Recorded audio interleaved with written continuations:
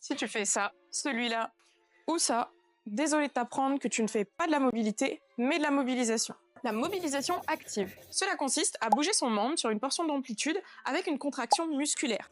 L'objectif est de maintenir ou fluidifier une amplitude acquise.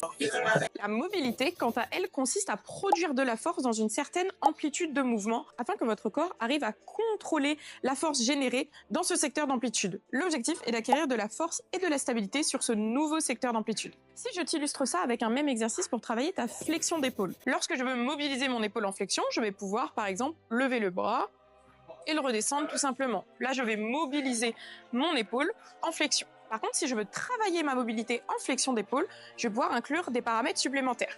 Par exemple, je vais pouvoir mettre une barre en hauteur. Et cette fois-ci, lorsque je vais aller chercher la flexion, je vais vraiment aller chercher la flexion maximum d'épaule jusqu'à toucher la barre en arrière.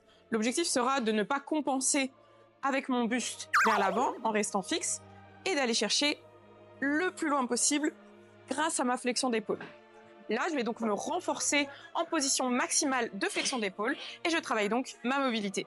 La différence, c'est que quand je cherche à travailler ma mobilité, je vais mettre de l'intensité puisque je cherche à développer ma force et à me renforcer dans ce secteur d'amplitude. Tandis que lorsque j'utilise de la mobilisation active, ça peut être pour m'échauffer dans la première partie de l'entraînement ou pour fluidifier le mouvement comme je vous l'ai expliqué précédemment. Tu l'auras compris, plus que l'exercice en lui-même, c'est l'intensité et l'intention que tu vas mettre sur ton exercice qui te permettra de travailler ta mobilité ou non.